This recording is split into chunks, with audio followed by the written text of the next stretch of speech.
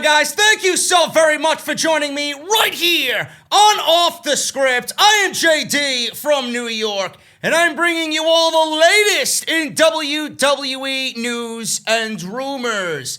Get ready, folks. WWE is going to be welcoming you to the Thunderdome on Friday Night SmackDown.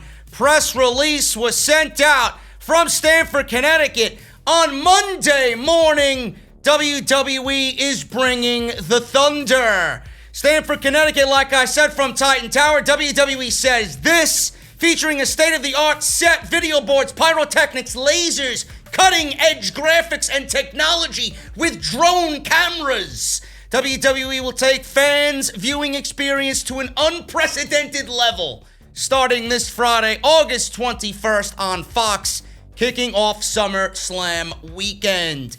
Kevin Dunn, yes, he's happy as a pig in shit right now. WWE has a long history, says Kevin Dunn, of producing the greatest live spectacles in sports and entertainment, yet nothing compares to what we are creating with WWE Thunderdome, says Dunn. And he was interviewed by Sports Illustrated. This structure will enable us to deliver an immersive atmosphere and generate more excitement amongst the millions of WWE fans watching our programming around the world. Now, I'm going to throw it up on screen right now.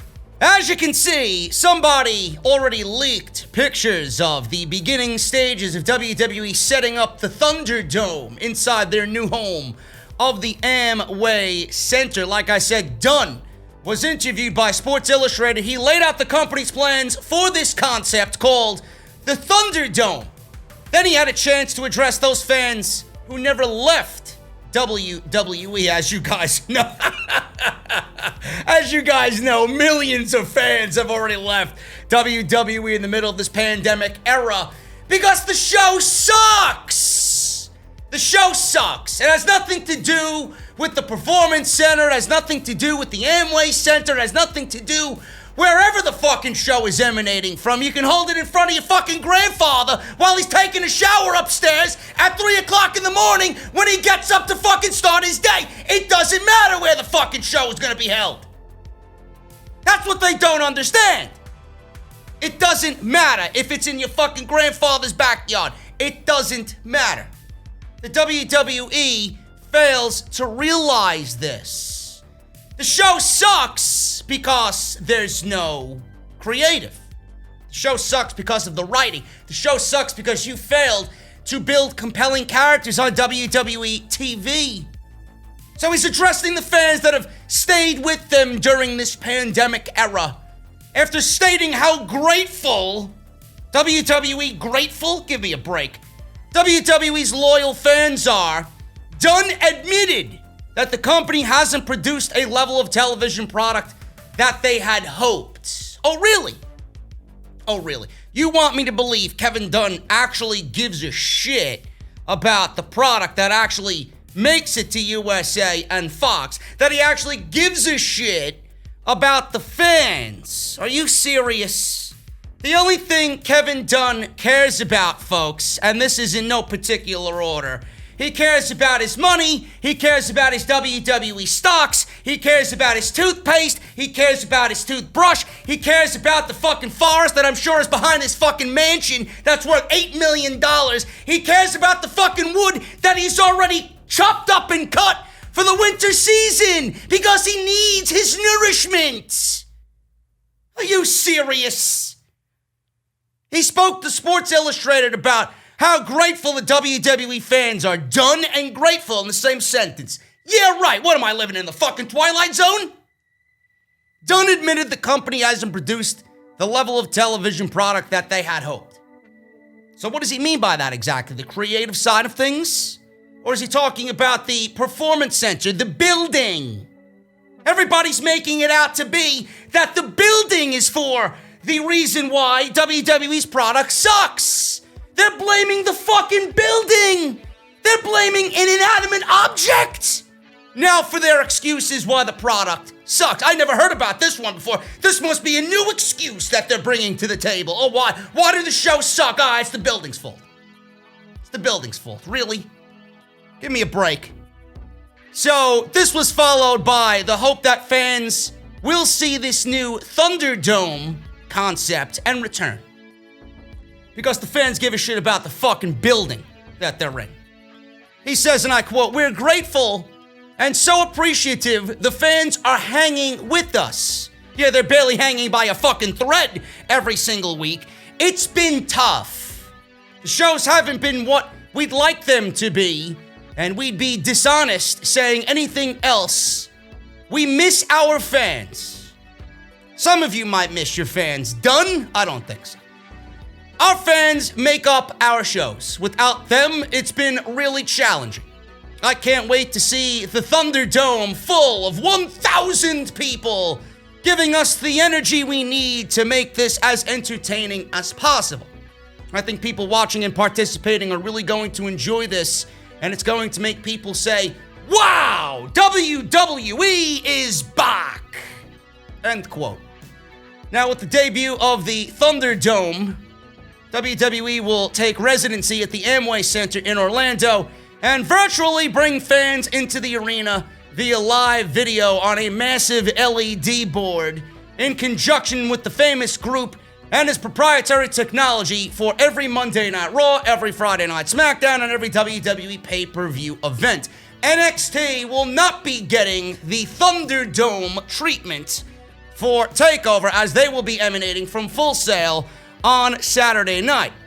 So, as WWE takes residency at the world-class Amway Center, we have reimagined our live event experience for today's environment, says Brian Flynn, WWE Chief Marketing and Communications Officer.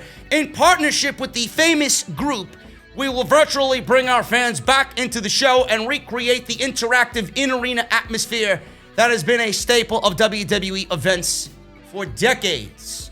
So that is what WWE is looking at right now. And the full event schedule is as follows. I'm going to run through this very quickly here for you guys. Friday, August 22nd is SmackDown. Saturday, August 22nd, TakeOver from Full Sail, not the Amway Center like I had hoped. I figured TakeOver would be in the bigger building, being that it's their signature show, but I guess not. Sunday, August 23rd, Summer Scam. Not Slam, Summer Scam, folks. That's exactly what it is. Monday Night Raw on August 24th. That will be the second biggest Monday Night Raw of the entire year. So we will not have an incident like the Raw after Mania, which was completely just destroyed within the pandemic. So hopefully we have better for SummerSlam weekend. Wednesday, August 26th, NXT at Full Sail. That will be live. Friday, August 28th. By the way, all WWE programming, including NXT, will be live. That's what it says.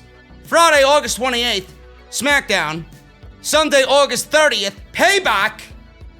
Payback, you know, the pay-per-view that's happening 1 week after their second biggest show of the year, and the pay-per-view that WWE didn't even alarm fans about. And instead, they had Sasha Banks say something about it via a promo when she discussed that Bayley and Sasha Banks will defend the tag team championships at Payback. So if you haven't been watching the show and you listen to Miss Banks speak on Payback, you're asking yourself, what the fuck is she talking about? Good on WWE for keeping everybody in the loop, as always. And then Monday, August 31st, Monday Night Raw. Like I said, all shows will be live. WWE going back to that live interactive experience for the remainder of the year. Now, what can you expect from WWE doing virtual fans? Meltzer talked about this and WWE's plans for their virtual fan experience. The company might like to hype the new idea, but it is apparently the same thing that the other pro sports that have already done. Meanwhile, everybody in WWE is going to be like, oh my God, this is monumental, never done, never seen before. And Meltzer is out here claiming that it's already been done, and that this is just WWE's level of hype because they feel like they are the only one, the only sports organization that exists in the universe.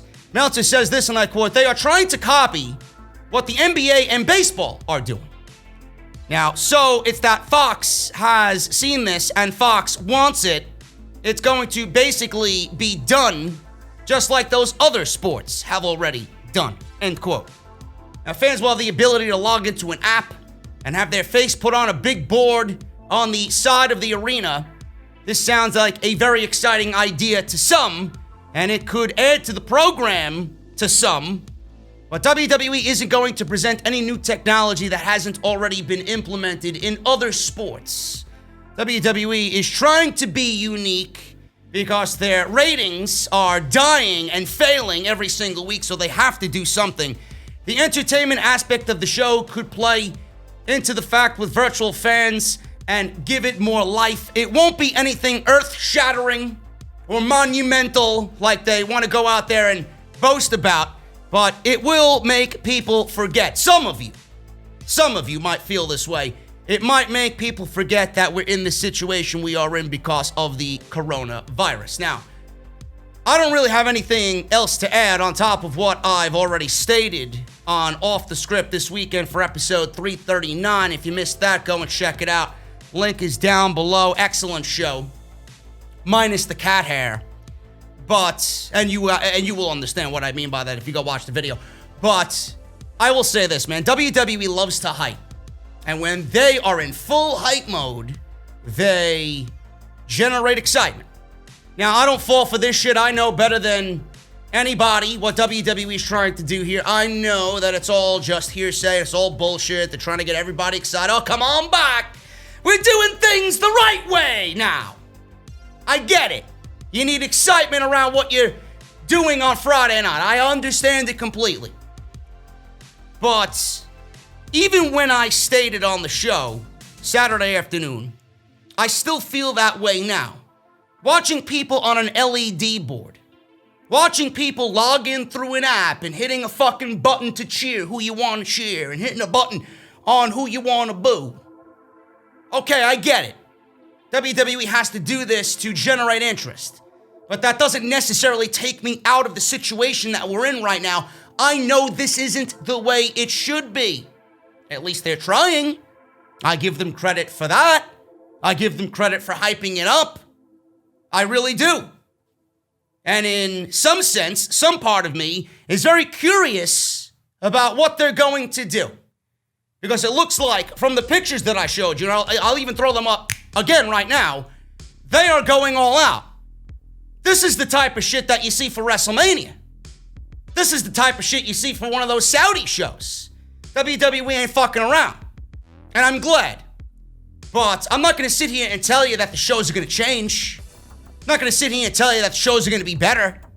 They might be a little bit better as far as atmospherically, but they're not going to be better.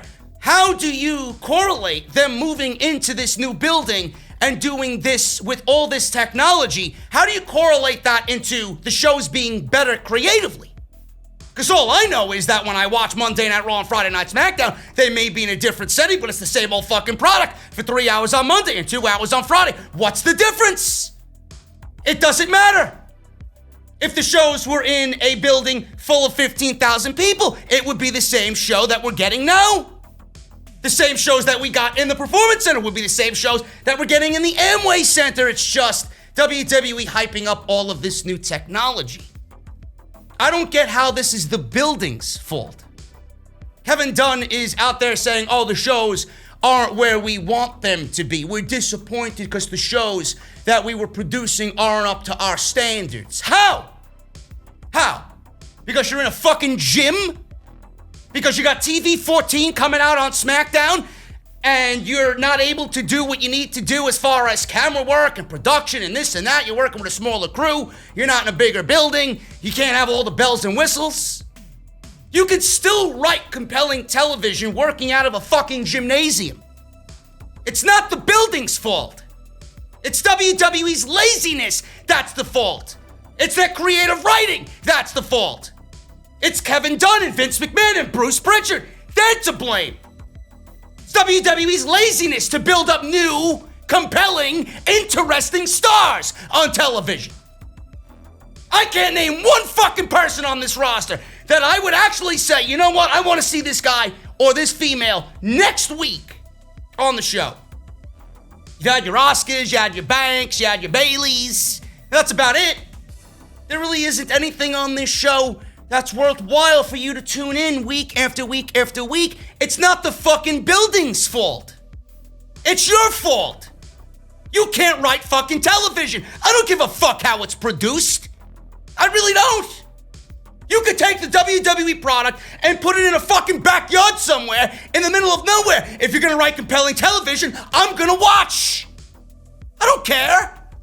I don't care about fans. I don't care about the fucking LED boards. I don't care about the fucking polished production that WWE usually gives us. I don't care about the pyro. I don't care about the entrances. They failed to write compelling television. That's the problem. And they're full of excuses. You're blaming a fucking inanimate object in the Performance Center as the reason why your shows suck. Like it has nothing to do with the people writing this show. This is why I am the way that I am. Yet this type of fucking comment just breezes by people nonchalantly. Oh, don't worry about it. Let's be excited. They got fans back virtually. If anything, I'm gonna look at the fans virtually and be more depressed because I know looking at somebody on a fucking big screen, it's not gonna be the same. It's not gonna be the same. Give me a break, people. I'm not sitting here shitting on the idea yet. I'm shitting on the fucking mentality that is WWE and them blaming the Performance Center. I'm not shitting on the idea. In fact, I'm excited for the idea. I'm going to give it a shot. And like everything else, I give it a shot. And what happens the very same night on Friday when I go live for SmackDown and I got 2,000 people in this chat? What are you going to think then? You're going to think, oh, JD was right. We gave it a shot. But like everything else, WWE lets you down. I'm going to give it a shot. If anybody knows production, it's Kevin Dunn. If anybody knows how to make the WWE product look with all the fucking 70,000 camera cuts, hopefully not, it's Kevin Dunn. If WWE is going to do something that they're very excited about, they usually go all out for it. They know they have their backs against the wall. They know that the ratings are in the fucking toilet. They know there's no interest in the product. It's not the building's fault. They know all this. So if this is their way to start writing better television, I'm going to give it a shot. But if I see any inkling of a show that we've been seeing for the last 5 months on Friday, and then at Summerslam, and then on the Raw after Summerslam, going into Payback, and every show thereafter in 2020, if we start getting shit shows, then I'm going to be the first one to tell you, sitting right here, I told you so. It did not lead to good creative. It's not going to lead to good creative. It's going to lead to a very overhyped product, and WWE's going to rest their fucking laurels and their hopes on this new concept that's already been done in sports already. But I will give it a shot. I will give it a shot. And if it fails, I will be the first person here. Anywhere you see me, on social media, on here, in the street, if you fucking see me walking down the street. JD, what'd you think of that fucking Thunderdome? It sucked. The shows did not get better. It's a great concept. New life to the show. But it's the same old Bruce and Vince fucking garbage. That's what everybody needs to understand. The other big story that came out of WWE this week was the home invasion of one Daria Berenato, aka Sonya Deville. This was a very scary situation, and the suspect involved was arrested. Attempted armed kidnapping suspect arrested at the home of WWE star Sonya Deville. The Tampa Bay Times is reporting that a man was arrested on early Monday morning for trying to kidnap somebody he had never met but had been stalking on social media for years. Hillsborough County Sheriff's Office did not identify the victim immediately, but the home where the suspect was arrested happens to be the home owned by 26-year-old Daria Berenato, known to WWE fans as Sonya Deville.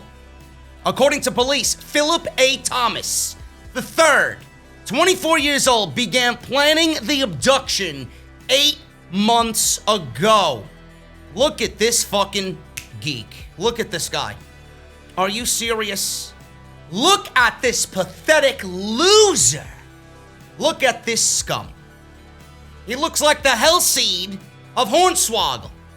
That's what everybody was claiming he looked like, the son of fucking Hornswoggle. Yet I don't want to sit here and even put a bad name on fucking Hornswoggle, because this creep is a fucking disgusting animal. This guy, Philip A. Thomas III. His Twitter profile, his ad on Twitter is Philip8040010. Sounds like a troll to me. That's exactly what they go by. Numbers and fucking bot accounts. Detectives learned Thomas parked his car at Idlewild Church earlier that evening. He walked to Sonya's residence, cut a hole in the patio screen, and remained there for approximately 3 to 4 hours, watching and listening through the windows of her home. After the homeowner went to bed, Thomas entered through the back sliding glass door, which activated the home alarm. Duh. The home alarm went off and prompted the homeowner to look out the window and spot the suspect on the property.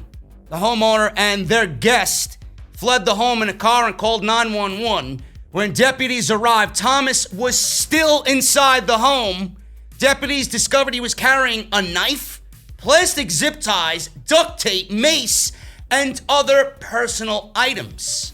They say, and I quote, "Our deputies are unveiling the suspect's disturbing obsession with this homeowner who had never met her before, but stalked her on social media for years," Sheriff Chad Cronister said in the news release. "It's frightening to think of all the ways this incident could have played out at the home if the home alarm had not gone off and alerted the homeowner of the intruder," end quote.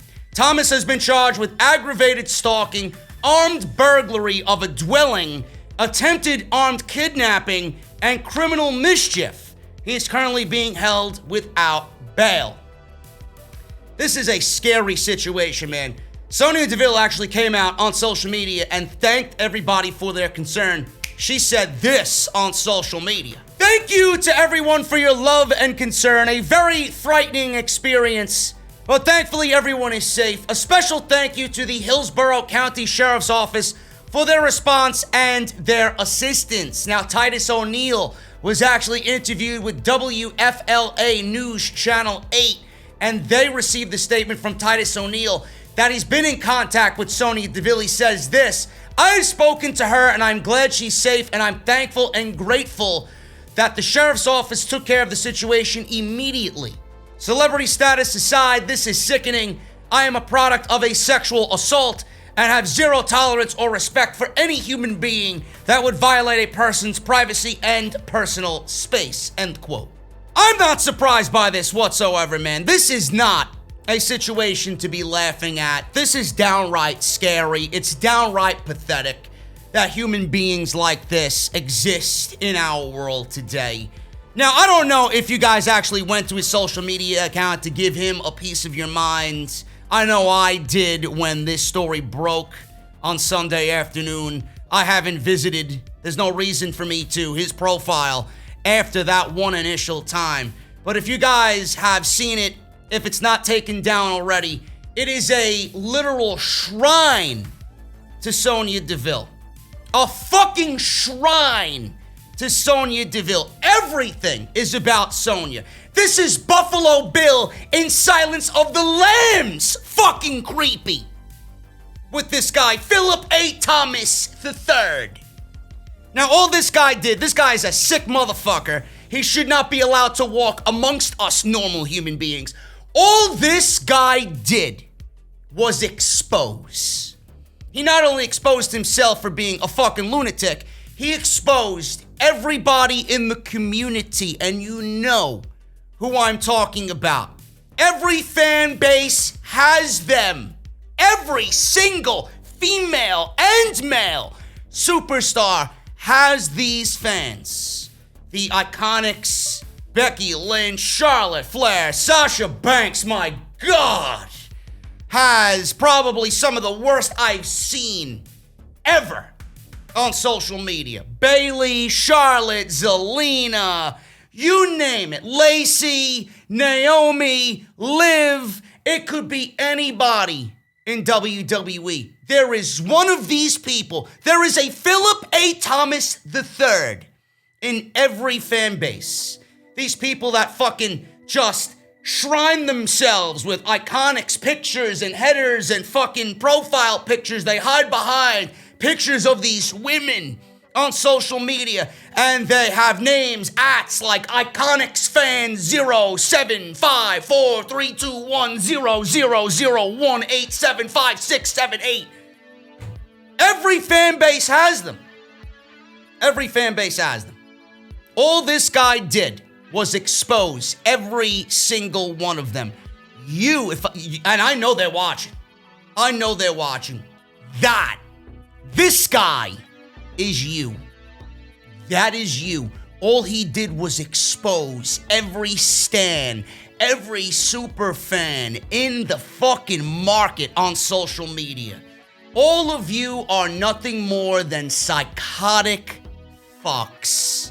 That's all you are. It's quite sad. I hope this guy gets the swiftest of punishments. Whatever the maximum punishment is for something like this, I hope he gets it. People like this do not, let alone watching pro wrestling, they do not deserve any type of internet access, social media, fucking access to this type of information, period. Philip A. Thomas III is a fucking scumbag, and he just exposed every one of you fucking superfan accounts on social media.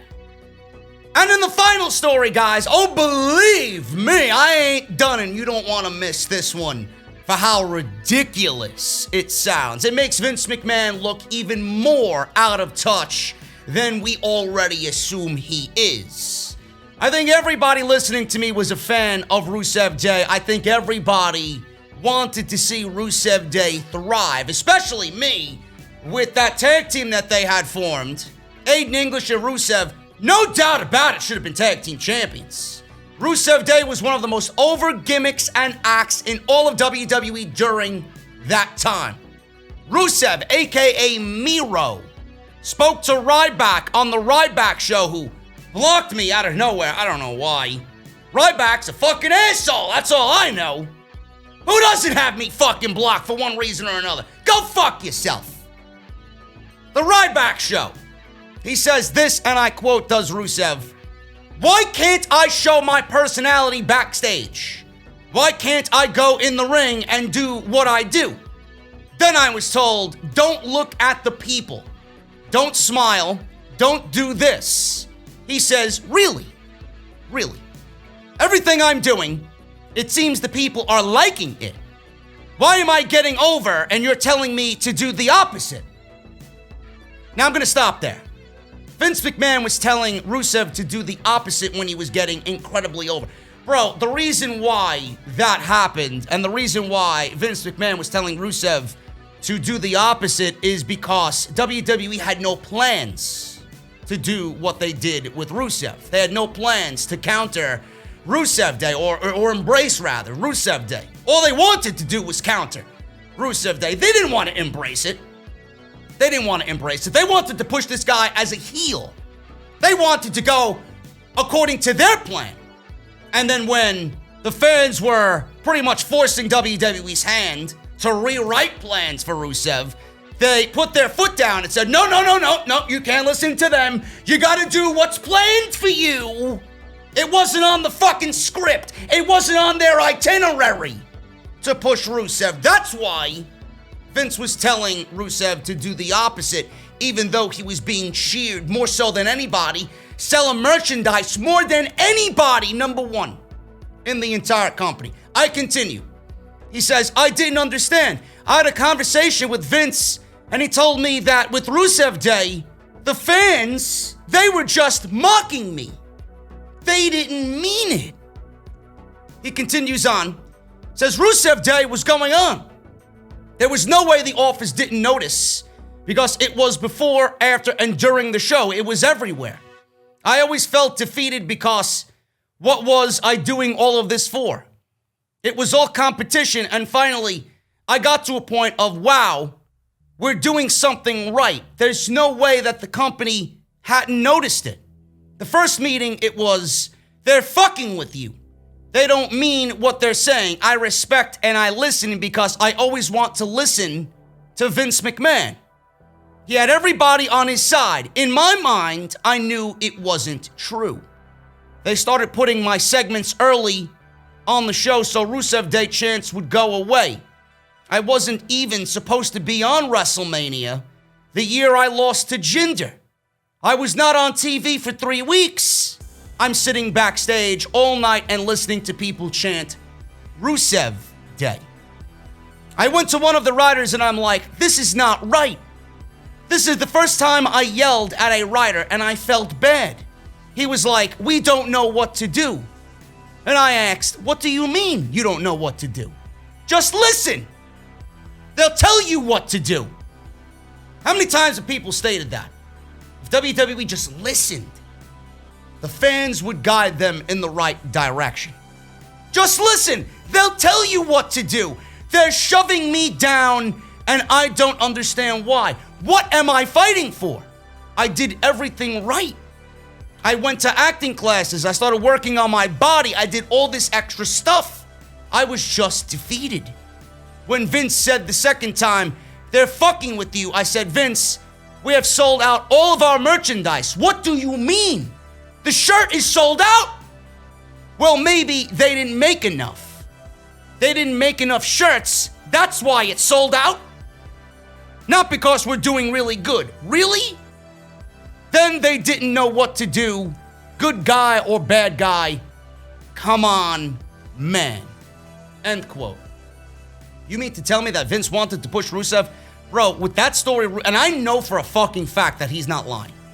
I would be a betting man. I would bet every fucking dime that I have to my name that this man is not on this show, on the Ryback show, bullshitting any one of you. I can absolutely imagine Vince McMahon saying that to Rusev when he was at the height of his career. They did not capitalize. WWE doesn't want to push new stars. They have a new star in the making right there because of the fucking fans. And they didn't do anything to capitalize on it and him. They didn't win the tag team championships that WrestleMania or when they were together. Meanwhile, they should have. Everybody was chanting their name. Legitimately, everybody. They were over in the most organic way. And we say it all the time, and I'm not the only one who says it. If you go and make yourself into something when WWE doesn't have anything planned for you, when you go and make yourself something when WWE themselves do not want to make you into something, they look at it as if, oh my God, we cannot have this. This is against what we're doing. This is not in the plan. Instead of embracing it and moving on with the hot hand and giving this guy a chance to maybe generate interest for the dying product and get new eyes on the product and they can believe in a guy that they actually like. No, WWE wants to give you what they have written because everything that they do is the right way. Vince McMahon is a fucking scumbag. Not only does this show you that WWE cannot build new stars anymore, but it absolutely shows you the political stance in WWE.